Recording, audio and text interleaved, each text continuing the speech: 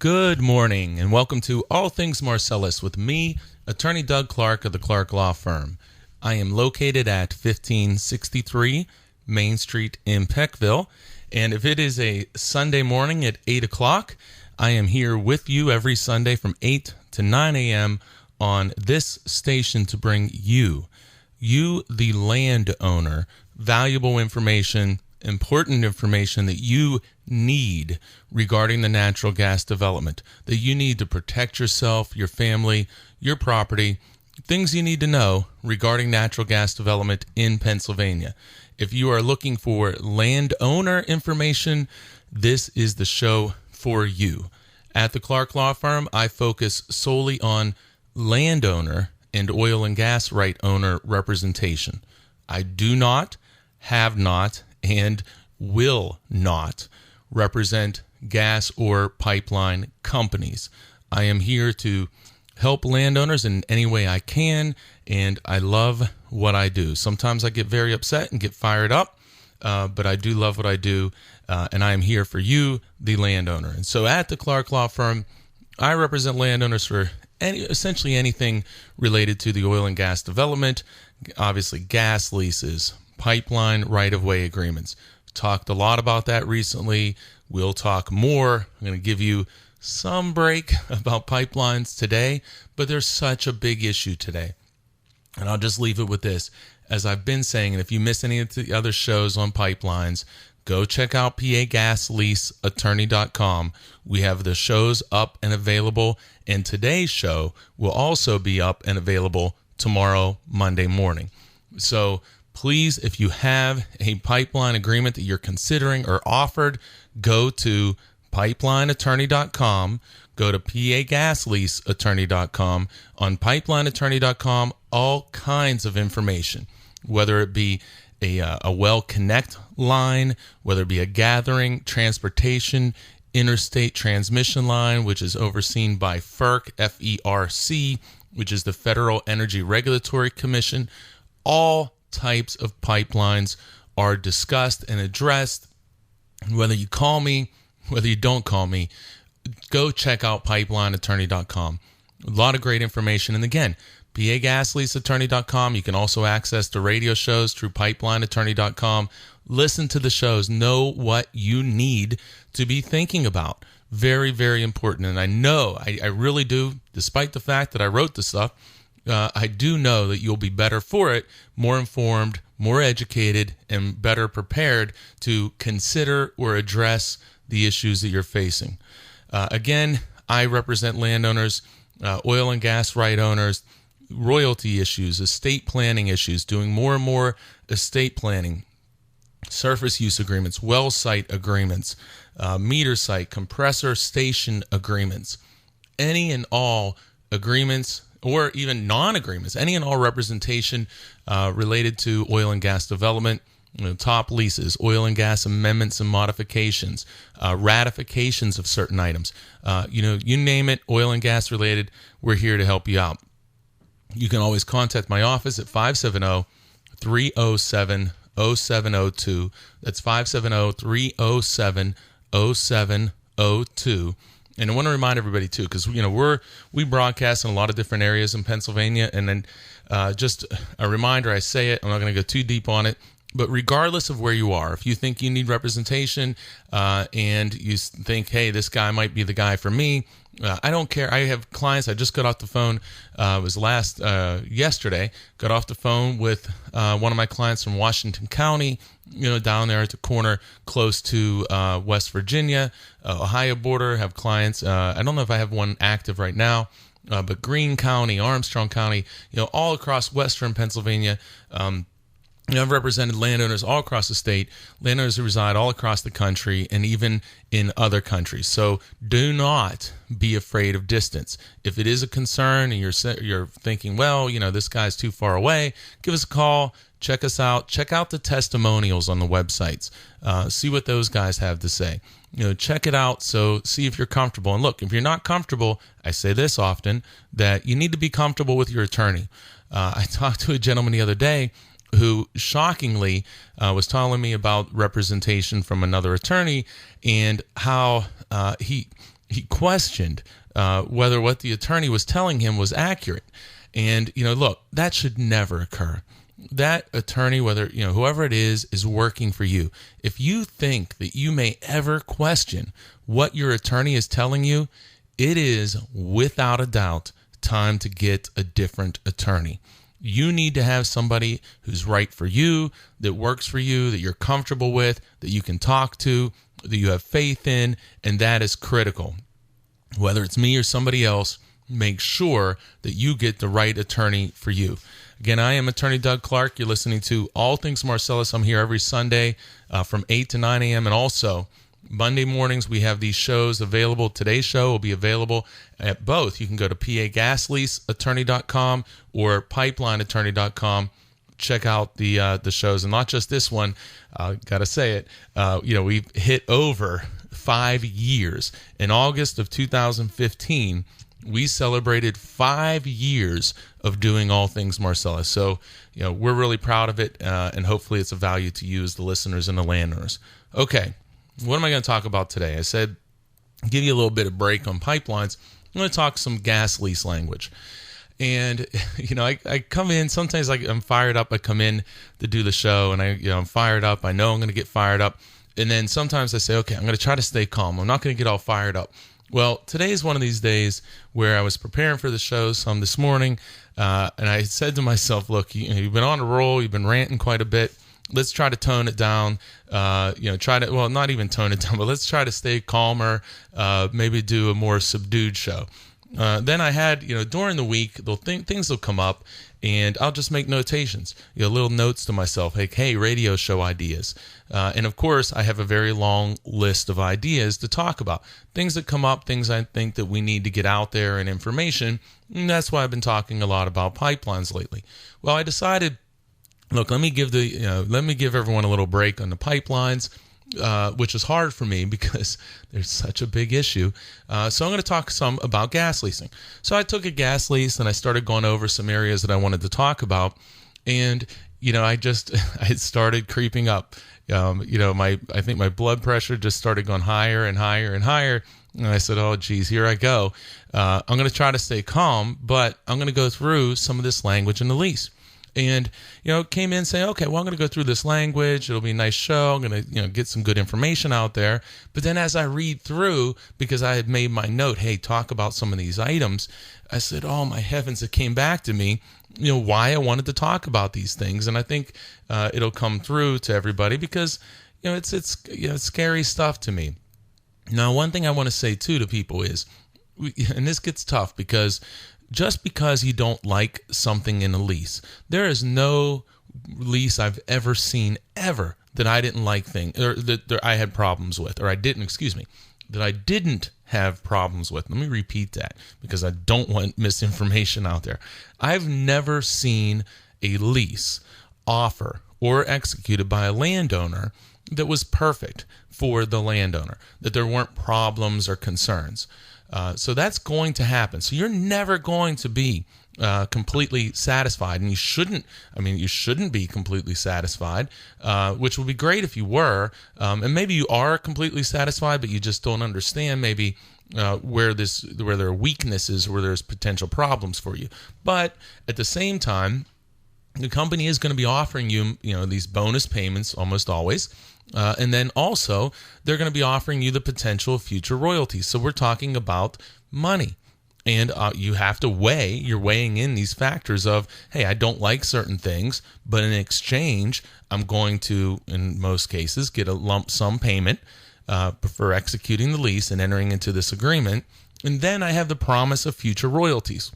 Another thing I want to say to people, and I'm just going to be real quick on this, please do not think because you are executing or signing a gas lease that you're going to be a millionaire, that it's going to generate all of this money for you.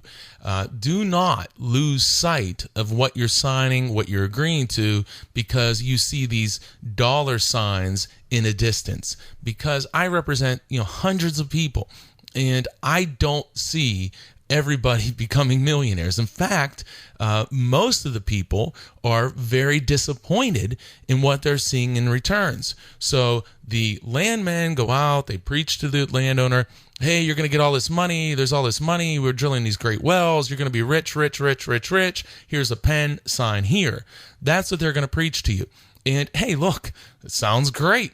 Sounds great. It almost sounds like free money. Well, rarely, and hopefully everybody knows this, rarely are you ever going to get free money. There is something that you're doing in exchange. So what do we want to do? We want to make sure that your consideration or your benefit from doing a contract is going to be, in most cases, the money that you're going to be receiving, the company's consideration or their benefit. In this bargain, in this exchange, you're going to get you're going to get a bonus in a lease situation and potentially future royalties. So that's what you're getting. That's your benefit to your bargain. The company is going to be getting the ability to produce from your property, in almost all cases, the ability to operate on your property. And then also, by the way, if you get 15% royalty for gas that's produced or oil, they're going to get 85%. So, these companies are doing pretty well. Now they're getting banged around because of the gas prices, but they're not folding up anytime soon. So what do we see? They're getting a great benefit for their bargain too. And if gas prices go up, everyone's going to benefit, landowners and companies. But remember, these companies are getting a benefit too. So what else do we want to do? When we're giving that benefit to the company, we would like to restrict how much of a benefit the company is going to be getting, because we're not getting everything that we want. They're not giving you $1 million an acre. They're giving you a certain price. They're giving you a certain royalty percent in exchange for this agreement. Now, what we want to do is restrict what rights you're giving the company. We want to restrict that. In a lot of cases, we can. In some cases, we can't get all of the restrictions. Well, actually, in all cases, we can't get all of the restrictions we want. But what we want to do, get all the restrictions that benefit you as the landowner we can.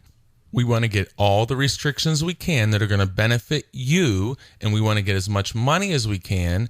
And where you are not getting certain restrictions that you would like, we want to identify what you might like to have, what would be beneficial to you, but also where this agreement, where this lease agreement or contract may create some, or has some uncertainty, or may create issues for you in the future. So you're weighing these out. You're weighing the compensation that you're going to receive, the potential of future royalties against what are you giving them. You're giving them the right to drill, but what else are you giving them?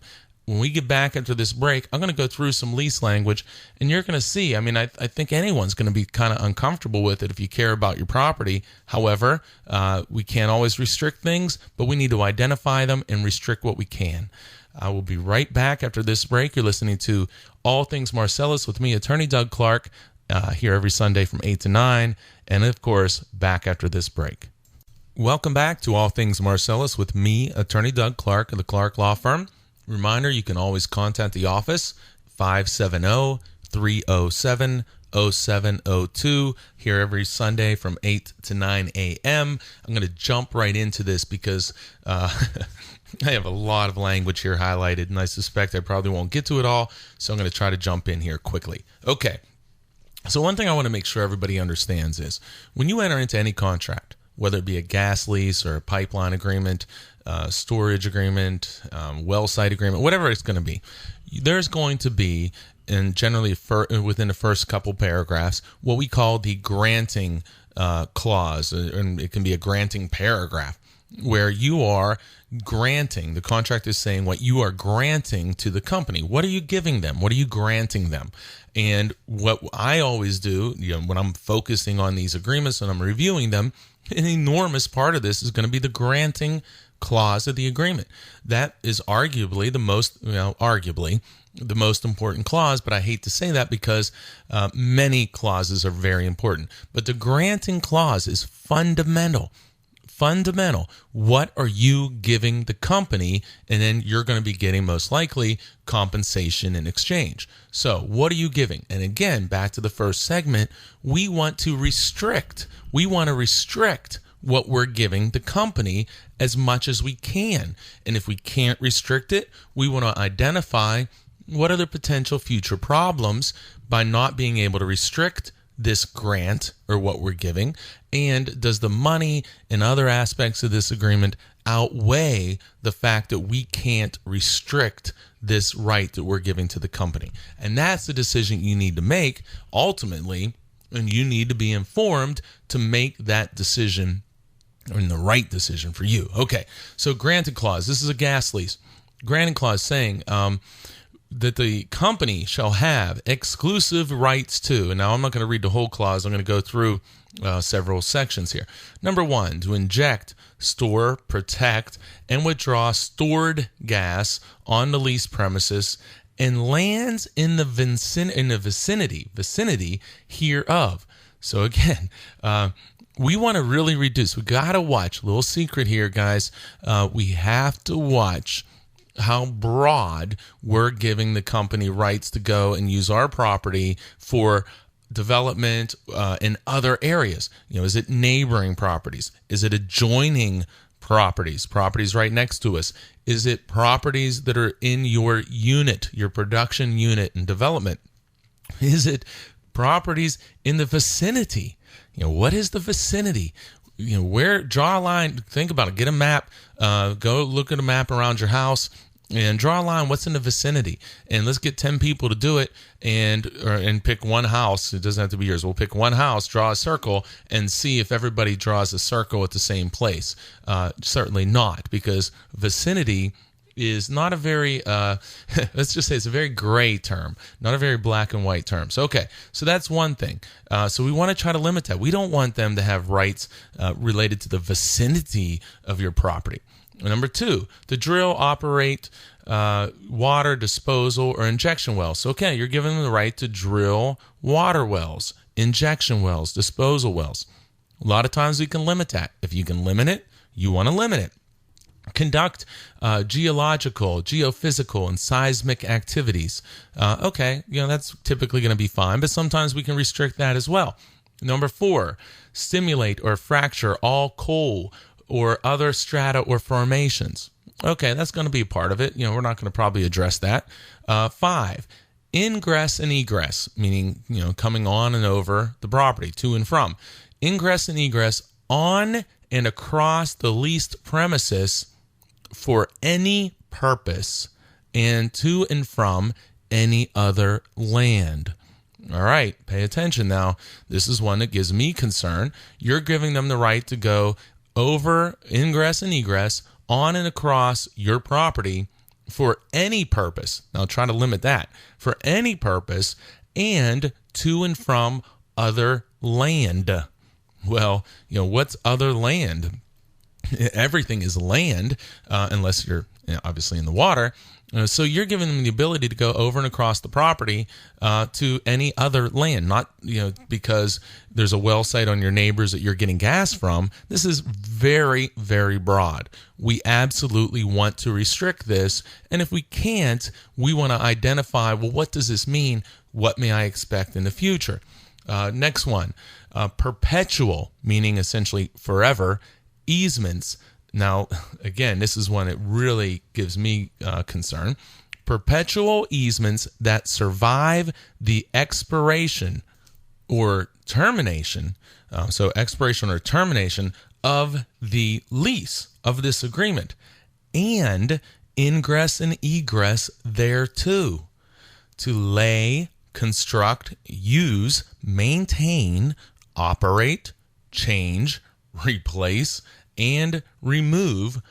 Now, please pay attention. Pipelines, okay? Power lines, roads, water lines, telecommunication lines, tanks, ponds, pits, power stations, structures, facilities, improvements, compression equipment, meters, houses, and buildings. Okay, I need a break after reading that. So I'm going to say it again, though.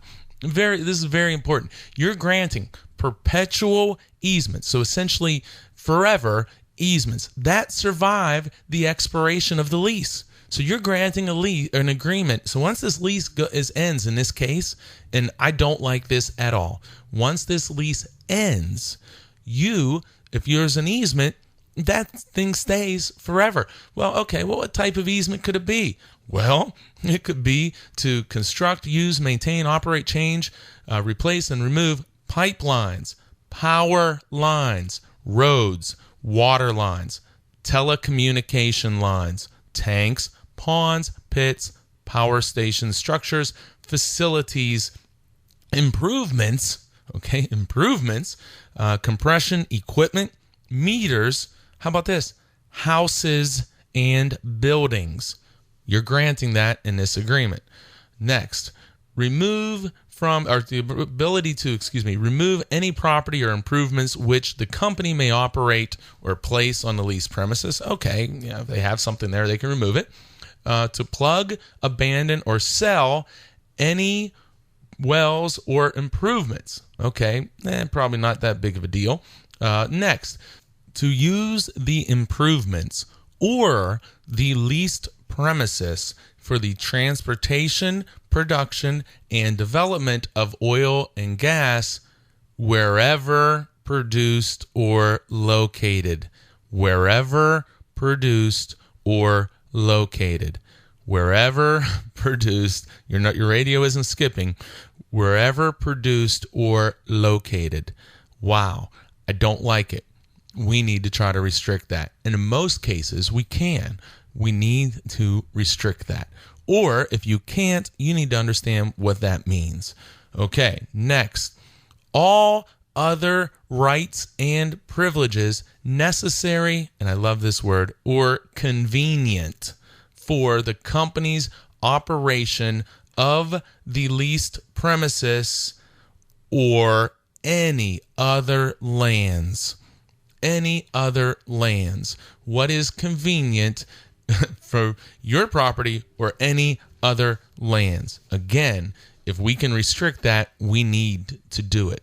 Then, to use free of charge for the above purposes, oil, gas, and water on or from the leased premises. So they can use the gas, and sometimes they'll do that to use the gas for drilling operations. Water, they can use water from your premises. A lot of times we can restrict that. Now, the last sentence is, and this gets very complicated. Now, I'm going to get into this in other shows, but there are no implied covenants or duties hereunder, including none to drill or develop. None to drill or develop. So there's no promises, implied promises, that they need to drill or develop. That's very powerful language, which most people have no idea what that means. And we have many, many people out there with leases that are active, and they have a lease, but they're not seeing any activity, because this provision sometimes can come back to bite you, because it says there's an idea in law, common law, saying that, hey, company, you have an implied duty. When you have a lease, you need to do something. You need to produce. You need to do something. You need to drill. You need to get gas to market. They're saying, hey, there is no implied covenant here. You can't take us to court and say, oh, we needed to produce or we had to do something. They're going to point to this language right here. I am Attorney Doug Clark. You're listening to All Things Marcellus. I'm here every Sunday from 8 to 9 a.m., and we just finished the granting clause of a sample lease. So, as I hope you can see, those are tremendous rights that you are granting in exchange for the compensation that's offered up front, and the potential of future royalties. Again, just because you sign a gas lease, you're not going to be a millionaire. You need to understand that. Now, in some very few cases, maybe that occurs, but you need to understand that. And I see people making decisions all the time. The number one weapon in the landman's pocket, in their quiver, in the tool in their toolbox, whatever we want to say, is, hey, landowner, you're going to get a bunch of money in the future. You're going to get a bunch of money in the future. I've talked to hundreds and hundreds and hundreds of people who have heard that and have been extremely disappointed. So, yes, you may have some money in the future, and hopefully you will have money in the future, and hopefully it's going to be millions of dollars. But the reality is we're not seeing as much of that or a lot of that, and we're certainly not seeing what was promised and what's continued to be promised to landowners. We're not seeing it. So you need to be careful. Do not be blinded by dollar signs, which may never exist. And the flip side, again, this is not specific advice for anyone. On the flip side, there is potential future royalties. It's about understanding what you have offered, where it's strong, where it's weak, calculating, weighing these things out and saying, and negotiating to get the best possible agreement. And then at the end, you sit there and you look and say, okay, we've kind of hit a stalemate. This is as good as we're going to do. Do we want to go ahead and execute? Do we want to say, hey, we're going to pass? How do we want to handle it? And that's what you want to do. You want to be very informed then, and you want to make the right decision for you. And if you have all that information and you've done everything properly, you always will. And most people enter into agreements. Most of my clients enter into agreements. But we want to identify where you can make it better. We want to make it better. And then where we can't make it better, we want to identify that and explain what the potential issues are so you're comfortable and you understand what may or may not occur in the future, and you've elected with full information to move forward. That's what we want to do, so you make the right decision. I am Attorney Doug Clark. You're listening to All Things Marcellus here every Sunday from 8 to 9 a.m. You can call me, 570-307-0702. Call the office if you're looking for representation, 570-307-0702. Go, please. PAGasleaseattorney.com, pipelineattorney.com. Great information for you. I'll be right back. Welcome back to All Things Marcellus with me, Attorney Doug Clark of the Clark Law Firm. Again, you can always contact me directly, 570-307-0702 at the firm if you're looking for representation. But go check out PAGasleaseattorney.com, pipelineattorney.com. Today's show will be up tomorrow. And, of course, I'm here every week with you from 8 to 9 a.m. on Sunday mornings. Okay, jumping back to this lease language.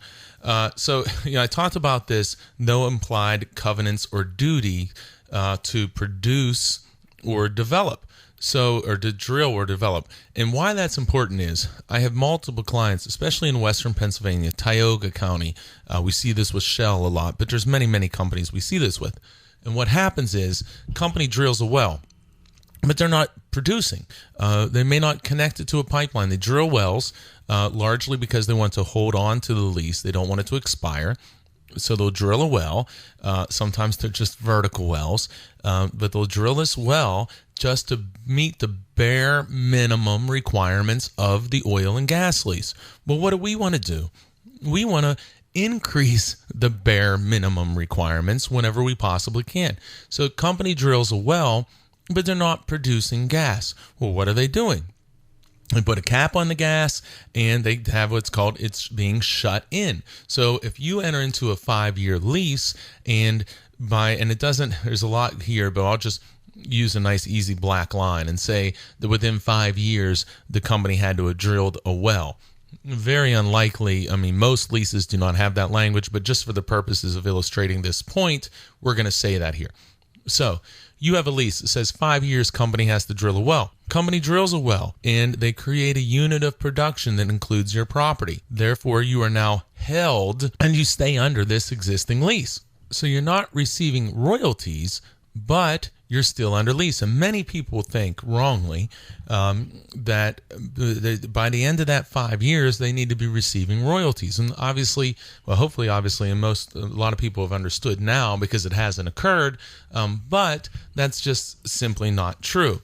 So what happens then? We have a drilled well. It's then shut in. They put a cap on it. They're not producing from it. Your 5-year lease, that initial 5 years has expired, but you're still under lease because the company has done the bare minimum to what they call hold your property, to keep your property under lease. All right, so now here you are, year 5 going into year 6. There's a well drilled, you're excited about that, but then all of a sudden, nothing's happening. Well, 5 years to 6 years, nothing's happening. You go out, you look, you see this, well sitting there capped. All right. Well, at the end of 6 years, what happens? I'm going to talk about in that second. But there's no production. Now, next year, year 7, year 8, and you still have a well that's just shut in, and you're not receiving any royalties. You're not getting any benefit. You can't release or enter into a new lease. You're sitting there saying, holy heck, how did this happen? How come I'm sitting here for years after my initial 5-year term has expired? My lease is still valid. I'm held under the lease, and there's no sign that this company is going to start transporting gas and producing gas from this well that is shut in. It's capped or shut in. So what can you do about that? Well, there are things that you can do, but I'm going to talk about, this whole shut-in, and I'm going to explain what this shut-in means. Now, generally, and this is, again, it's somewhat elementary, but a lot of people still, it's elementary if you're in the industry, if you deal with this all the time, but still, many, many, many, many people still think that if you enter into a gas lease that has a 5-year term, that at the end of 5 years, the company has to renegotiate with you, give you a new bonus, and you get a new contract. That's absolutely not true. The company needs to meet the lease terms with regard to conducting some sort of operations that justify holding the lease. We, on the landowner side, want to have the highest possible requirements. I mean, ideally, we'd like the company to have to be producing gas within 5 years. Chances of you getting that are probably very close to zero. And even in times we're good and we had a lot of leverage, it was still something like that would be a very difficult term to get. So that's very, very rare. So then we go, okay, well, what do they have to do? Do they just merely file for a permit? Is that going to be enough? And permits can last for a year. So they file for a permit, then they go and they drill a well. That lasts for a year. They wait a while. They start drilling a well. Because they've started to drill, they can continue to drill, and they can have some reasonable gaps in between. So now at 5 years, you're in year 6 to 7, now a well's drilled. Now it's just, we'll say, sticking with my example, say it's a vertical well that they've now capped. Well, now, when they have that thing capped, that would be a shut-in well. There may not be, in many, many cases, there are no pipelines that are connected to this well. You just have this wellhead sitting there, which is shut in or capped. So let me read you this shut-in provision from this particular lease. Shut-in payments. If and while all production wells on the leased premises and lands pooled or unitized therewith, meaning if they drilled on your property or neighboring properties which have included your property in a unit. Okay, so if and while all production wells on the leased premises and lands pooled or unitized therewith are shut in during the secondary term for at least 90 consecutive days. Now, I want to stop there. I use this phrase, or it uses a phrase, secondary term. Let me explain that quick. Again, it's a very common term, but a lot of people don't understand. Okay, so when you enter a lease for 5 years, that 5 years is called a primary term. The 5 years is the primary term. If the company conducts operations sufficient to hold the lease, like I talked about before, holding the lease, if they've conducted operations to hold the lease, then that lease enters into what's called the secondary term. The secondary term will not kick in until the end of the primary term. What do I mean by that? If a company, you sign a 5-year lease and a company drills a well in year 1, well, they've done enough to hold your lease, to make it go much longer than 5 years. However, the primary term, no matter what, is 5 years. So if they drill a well in year 1, and it's just one well, and say they shut it in, they cap it, and they're not producing, well, the shut-in provision does not kick in until the end of that 5-year primary term. So again, kind of nuanced, but it is something a lot of people don't understand. So company conducts operations within the 5-year primary term. In my example, at the end of 5 years, the lease now extends into what's called the secondary term. The secondary term can last many, many decades. Decades, 50, 100 years even. Usually the secondary term, I'll just give one example, is it exists or it continues as long as this property is producing or capable of producing gas. So it can be a very long, long time. So we have a 5-year term, and then we have a secondary term, which is undefined, which can go a very, very long time. You're listening to All Things Marcellus with me, Attorney Doug Clark of the Clark Law Firm, here every Sunday from 8 to 9 a.m., going over lease terms here today. And we're talking about now shut-in payments, which is a very important provision for a lot of people, and especially Western Pennsylvania, Tioga County, but it's important everywhere. All right, so I want to go back then. Shut-in payments. If and while all production wells on the leased premises and lands pooled or unitized therewith are shut in during the secondary term, because if it's in the primary term in the first 5 years, that doesn't count. So once you hit 5 years, and all of the wells, so if you have 5 wells drilled and one is still producing, all other four are shut in, this wouldn't apply. You would be held by the fact that there's a producing well. Very unlikely in today's situation, but certainly can apply. So again, if all the wells on the premises or pooled with your property in your production unit are shut in during this secondary term, so after the 5 years, for at least 90 consecutive days. So if, best example, one well's drilled within 5 years, kicks into 5 years, now that's the secondary term, starts at the end of the 5 years. Well, if that well is shut in for 90 straight days, 90 consecutive days, the company shall pay you, the landowner, a payment of, now I hope everybody's sitting down. If you're not sitting down, please sit down when I read this next phrase. So they're going to pay you, the landowner, everyone sitting down, $1 per net mineral acre of the leased premises annually. So every year. So again, you have one well drilled. 5 years have passed. There's no pipelines. There's no sign that you're going to be getting any money anytime soon and that they're going to start moving this gas. There's no pipelines even there. But the well was drilled. At the end of 5 years, if that well stays capped, which it will in this example, for 90 straight days, the company must pay you every year $1 per acre for this property that's shut in, okay? Prorated on a monthly basis. Said payments shall keep this agreement in full effect, okay? Now, what are we saying here? Well, here's what you got. You got a well drilled, and now you hit 5 years. There's no pipeline connected to the well. It is shut in, sitting there, capped, shut in. Company is long gone. You don't even see any activity. There is no signs that pipelines are coming anytime soon. It is shut in.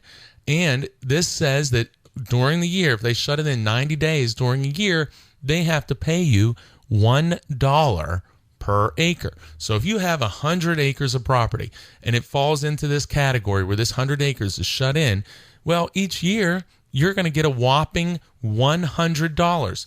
$1 for each acre.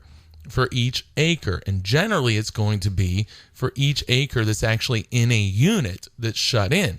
So you may have 10 or 100 acres, 10 are in a unit that's shut in, the other 90 are not yet unitized, and in most cases that means though you have 100 acres leased, you have a well sitting out there, it's shut in, you're only going to get $10 per year because that well is shut in.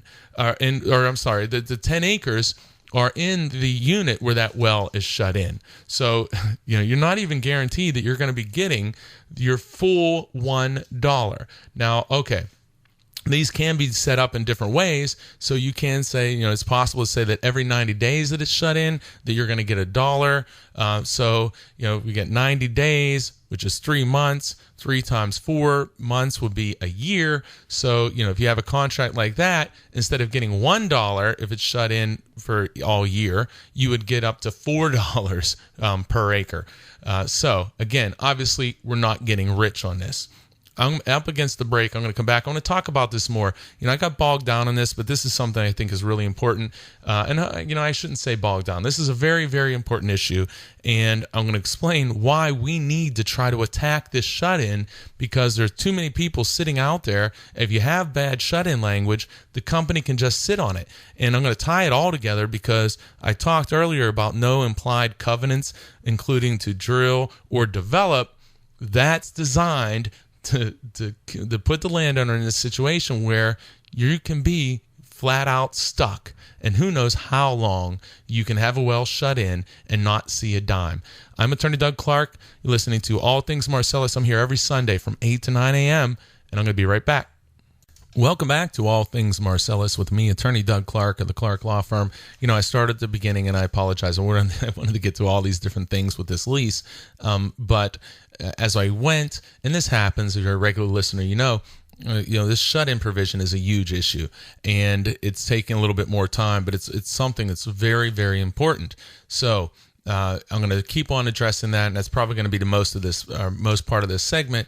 But it's super important for you, the landowner. Okay, let me kind of recap and summarize and bring this all together.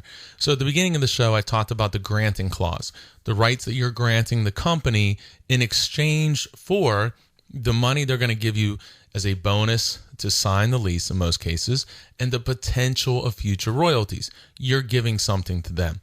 As part of the granting clause in this lease, it says, and this is in a lot of leases, it says that there are no implied covenants or promises or duties by the gas company to drill or develop this property.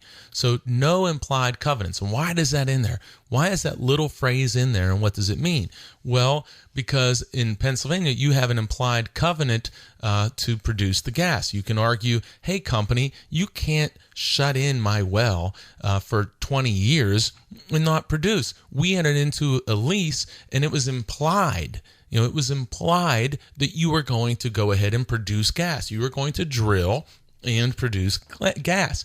Well, companies know this, and they don't want to be forced or required to do anything. They want to have as many options as possible. So what do?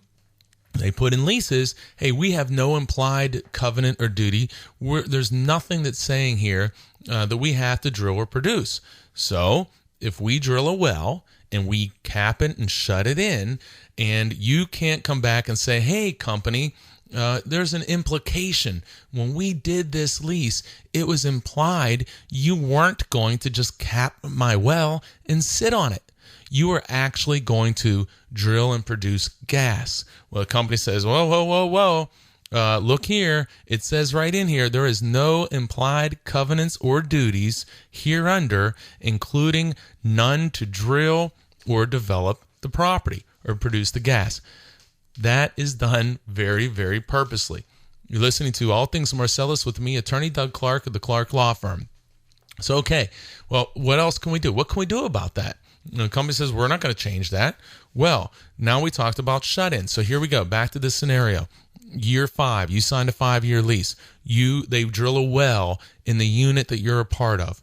But they capped a well, and it is what we call shut in, and there's no pipelines there. And in fact, you look around, there's nothing going on. There's no signs that you're going to have pipelines being connected to this area anytime soon. So the company is just sitting on your lease, your land, with no immediate or even off into the distant future plans to develop or produce gas from your property.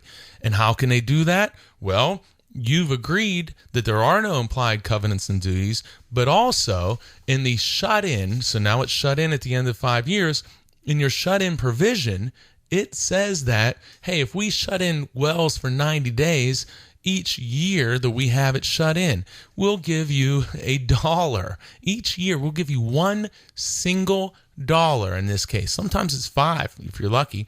But we're going to give you $1 for every acre that we have shut in, and that's enough to preserve this lease. And there's no limitation anywhere else that stops us from doing this forever. Well, you would say, hey, well, no, when I entered into this agreement, it was implied. We thought, it was a deal. We thought you were going to produce gas. Company says, whoa. Well, look at this language here. It says there are no implied covenants or duty. In fact, it says in black and white, there are no implied covenants and duties, including no implied covenants or duties to drill or develop. So you're going to have a problem there. Well, what do? Well, there are many people, and I have represented some, who sit out there and see these wells and there's nothing going on. They signed a lease, saying in 2005, 6, 7, 8, whatever we want to pick. That 5-year primary term has ended, and what's going on? They look out, well, there's a well that's shut in, and each year they get this very small check, which is a shut-in payment, which is going to extend this lease for another year. And they keep doing that. Well, how long can they do that? Well, that's somewhat an unanswered question. If you don't have an implied covenant or duty to drill or develop, well, you'd have to bring an action and say, hey, you didn't produce. They're going to say, hey, we don't have a duty to produce. All we have is a duty to pay you your yearly shut-in payment. Well, what can we do? Well, one thing that you can do when you're entering into the gas lease is seek to have a limitation on how long. What is the maximum time you as a gas company can shut in a well? So you can't sit there for the next 25 years, 50 years, and just keep giving me $1 a year for my acreage that's shut in. No, if you have my property shut in, you can't keep doing this for any period longer, and a very common time is, say, 3 years. Maybe it's 5 years. Maybe it's 2 years. So what happens there? Well, if you're sitting there, you drill a well on my property company, and now it's been 5 years and you have that well shut in, you can only pay me this $1 a year payment for up to 3 years. And after 3 years, you need to either be producing gas or my lease terminates. Now, again, you have to do this properly, but you can do it, and it's not very difficult, but you need to know what you're doing. So you say, hey, look, at the end of 3 years, if you're not producing gas, then this lease terminates.